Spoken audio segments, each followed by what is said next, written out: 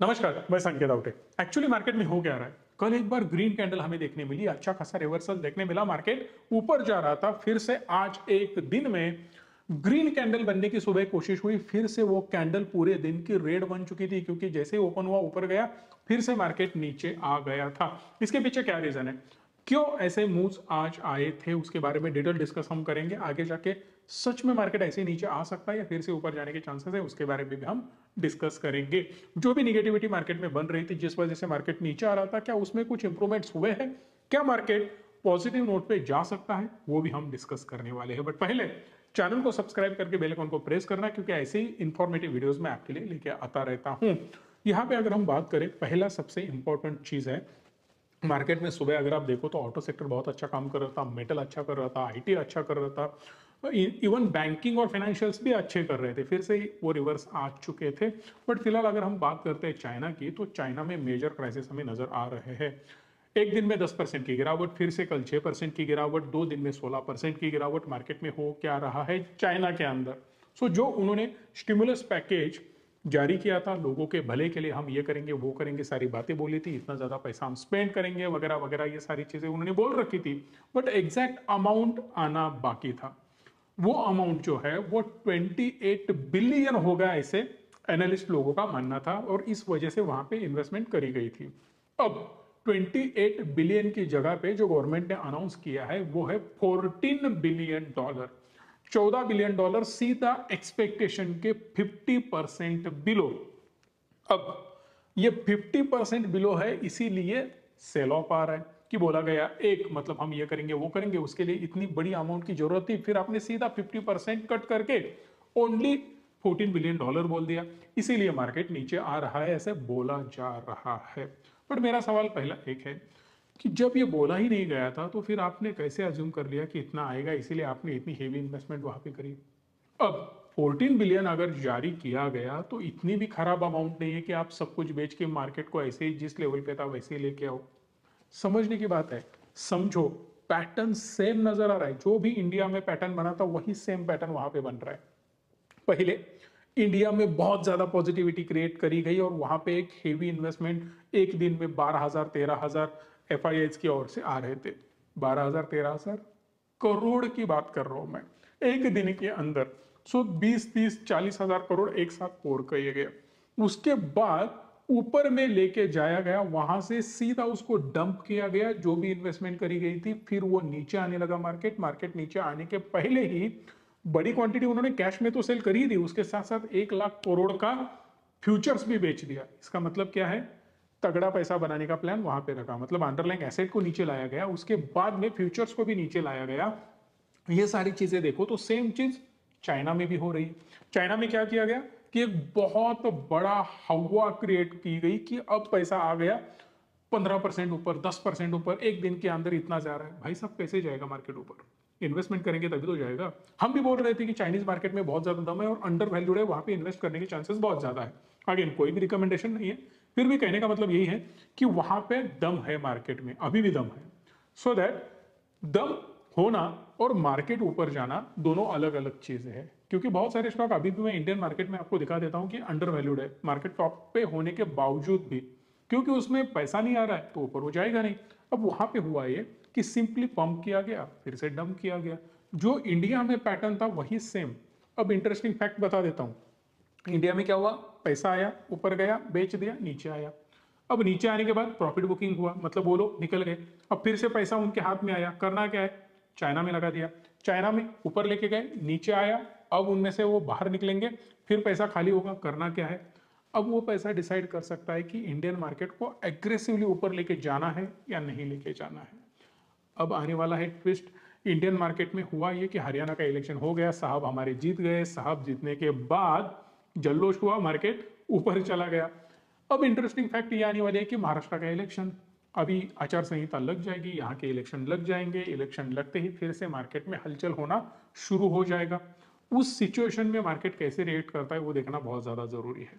एक मैं गारंटी के साथ, दावे के साथ कह सकता हूं कि मार्केट को यहां से एग्रेसिवली गिराना, मैं रिपीट करता हूं, गिराना इज अ डिफरेंट पार्ट, और एग्रेसिवली मार्केट को तोड़ना इज अ डिफरेंट पार्ट, क्योंकि म्यूचुअल फंड का पैसा फिर से आ रहा है, वो पोर हो रहा है और मार्केट को सस्टेन करने की कोशिश जारी है। फिर भी आज एक ग्रीन कैंडल बन जाती है तो मजा आ जाता है, एक कॉन्फिडेंस आ जाता। और जिस प्रकार की रेड कैंडल बनी है, थोड़ा कंसर्न अभी भी बाकी है। बहुत ज्यादा दावे करना इतना आसान नहीं है ऐसे मार्केट में, क्योंकि ग्लोबल क्यूज वगैरह सारी चीजें मैटर करती है, सो वो एक बार देखना बहुत ज्यादा जरूरी है। अब चाइना में हुआ ये कि यूरोप में जो भी चाइनीज मार्केट से ईवी एक्सपोर्ट की जाती है, मतलब चाइना से एक्सपोर्ट होगा, यूरोप इंपोर्ट करेगा, उस पर यूरोप ने ड्यूटी लगा दी, वो सीधा डबल कर दी इंपोर्ट ड्यूटी। इसका मतलब चाइनीज कार्स बहुत ज्यादा महंगे हो गए यूरोप में, फिर उनकी डिमांड आर्टिफिशियली कम करने की कोशिश की जा रही है। अब यूरोप ने ऐसा किया हमारे साथ, तो यूरोप को भी सबक सिखाना होगा। इसीलिए चाइना ने क्या किया, जो भी लीकर यूरोप से उनके कंट्री में आती है, उन्होंने सीधा डबल इंपोर्ट ड्यूटी कर दी। इसका मतलब यूरोपियन लीकर जो भी है बहुत ज्यादा महंगी हो जाएगी। दैट्स वाई चाइना में उसकी डिमांड कम हो सकती है। यूरोप को भी दबाने की कोशिश चाइना कर रहा है।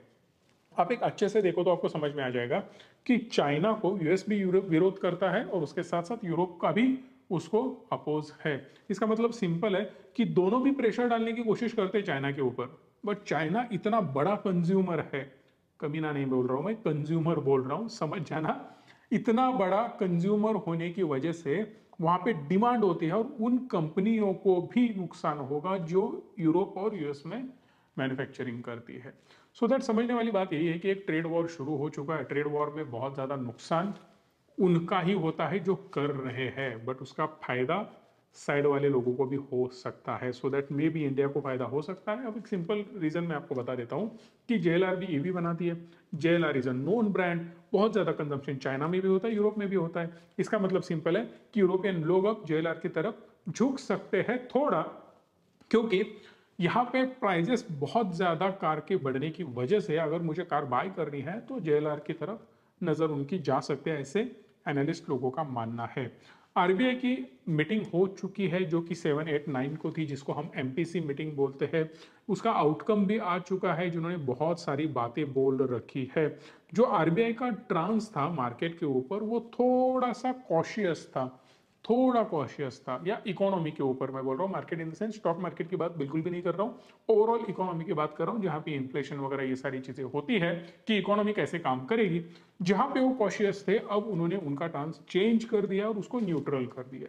इसका मतलब क्या है, अब उनको लग रहा है कि कोई टेंशन तो बहुत ज्यादा नहीं है और एकदम बढ़िया भी नहीं है, मतलब हम न्यूट्रल है, ठीक ठाक चल रहा है, देखते हैं आगे क्या होता है। उसी में उन्होंने कुछ पॉजिटिव बातें भी बोल दी। पॉजिटिव बातें क्या है कि आरबीआई का मानना यह है कि हमारे यहाँ बारिश अच्छी खासी हो चुकी है, यहाँ पे अब प्रॉब्लम बहुत कम नजर आ रहा है बारिश की वजह से, जो भी होंगे, मतलब सूखा कहीं नहीं पड़ा है, इतना ज्यादा कोई प्रॉब्लम नहीं। हाँ, नो डाउट उन्होंने नेगेटिव साइड में एक चीज बोली है कि कई जगह एक्सट्रीम चीजें हुई है, मतलब बारिश हुई तो बहुत ज्यादा हुई, जहां पे नहीं हुई तो बहुत कम हुई, तो वहां पे थोड़े से प्रॉब्लम हुए, बट मेजरली बारिश अच्छी खासी होने की वजह से रब्बी हार्वेस्टिंग के लिए उसका फायदा होने वाला है और इकोनॉमी को भी उसका फायदा होने वाला है। इससे एक इंपॉर्टेंट चीज, आगे जाने से पहले मैं आपसे क्वेश्चन पूछूंगा, मुझे एक चीज बताना कि मैंने आपको बोला था मार्केट कैसा रह सकता है, मार्केट में मैन्युफैक्चरिंग कैसे रह सकता है। प्लीज एक बार कमेंट में बताना कि बढ़िया परफॉर्मेंस रहेगा या वीक रहेगा। मैंने क्या आपको बोला था, किस प्रकार से हमने सेक्टर वाइज एनालिसिस किया था,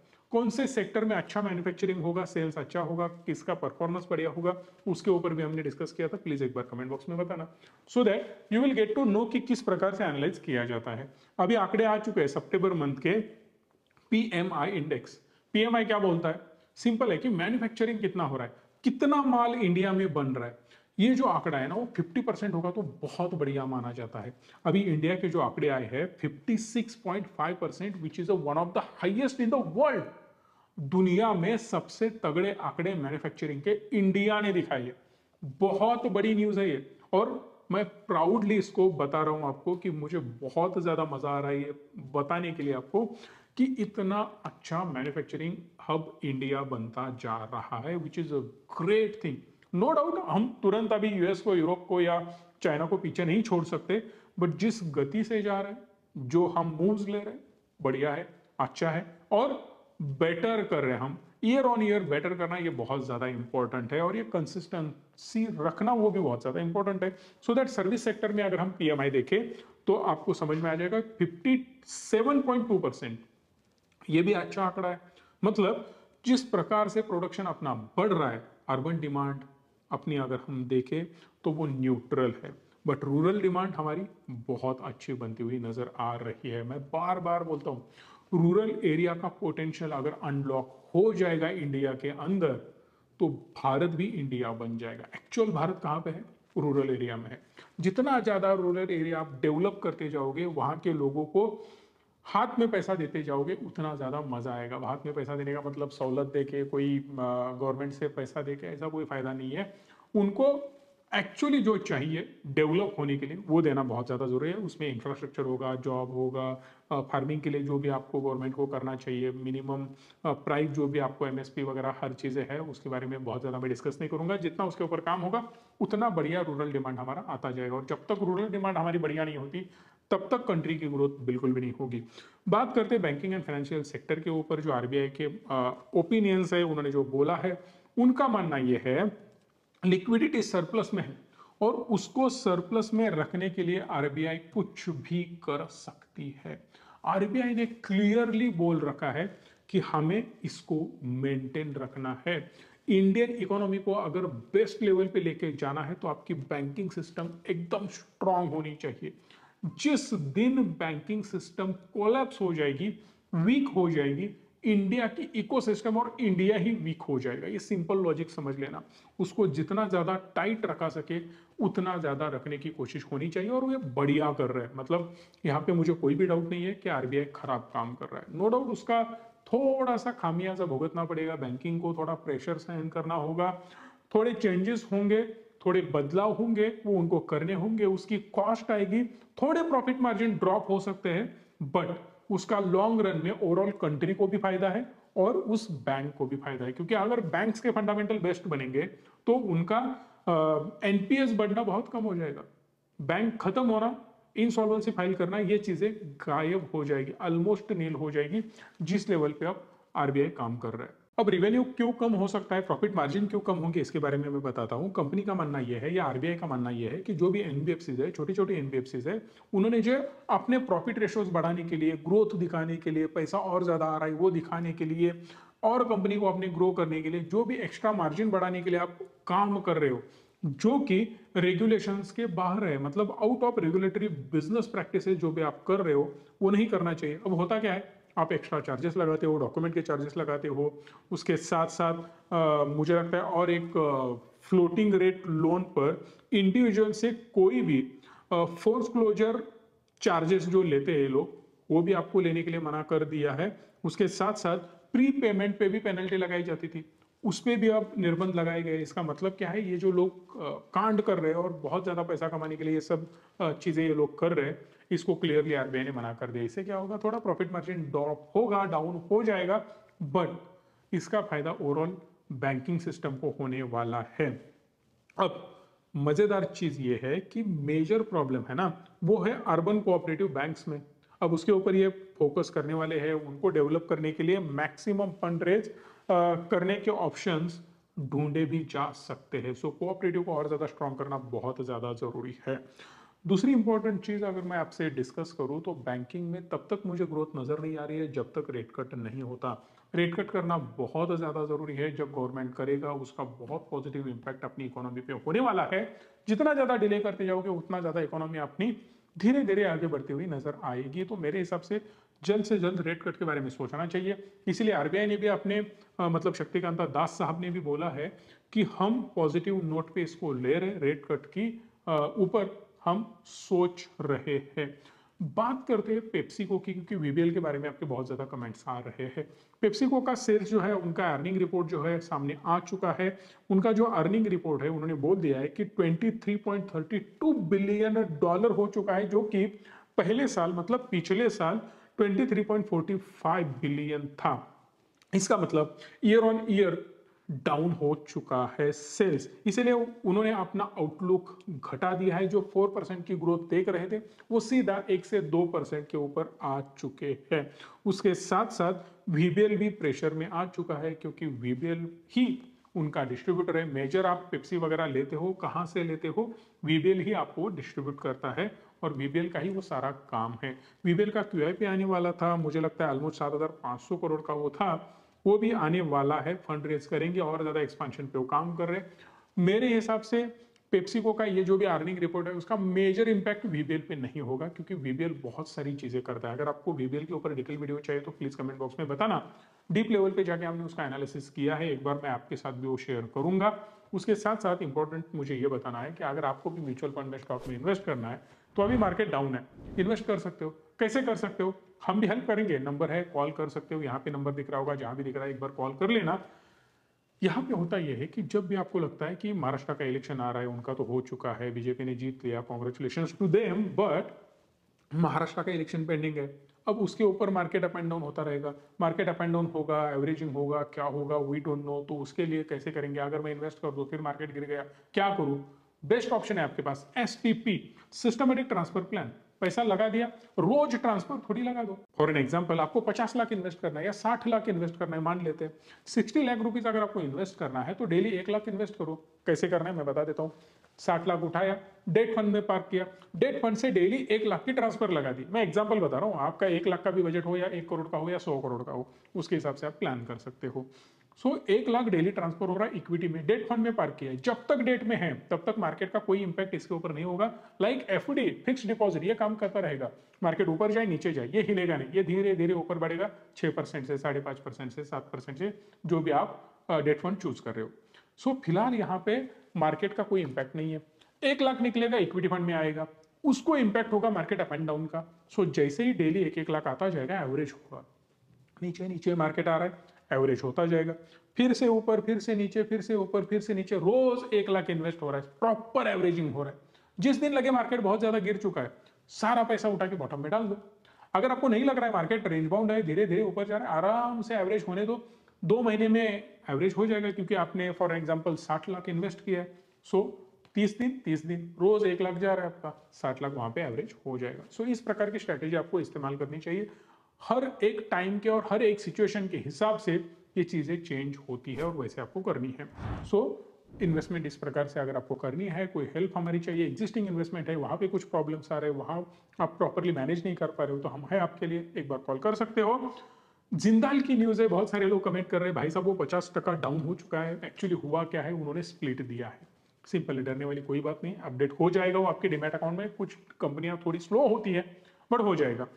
हुआ क्या है कि कंपनी की अगर प्राइस समझो 100 रुपए हो तो उसकी 50 रुपए दिख जाएगी, बट क्वांटिटी आपने एक ली है तो 2 हो जाएगा। मतलब जितनी भी आपके नए क्वांटिटी परचेस करी है उसकी डबल ऑटोमेटिकली वो हो जाती है, दैट इज कॉल्ड स्प्लिट, ताकि प्राइस कम की जा सके। समझो कोई स्टॉक की प्राइस 10,000 है, स्प्लिट कर दिया जाता है, प्राइस 5,000 कर दी जाएगी, लोगों को लगता है सस्ता हो गया।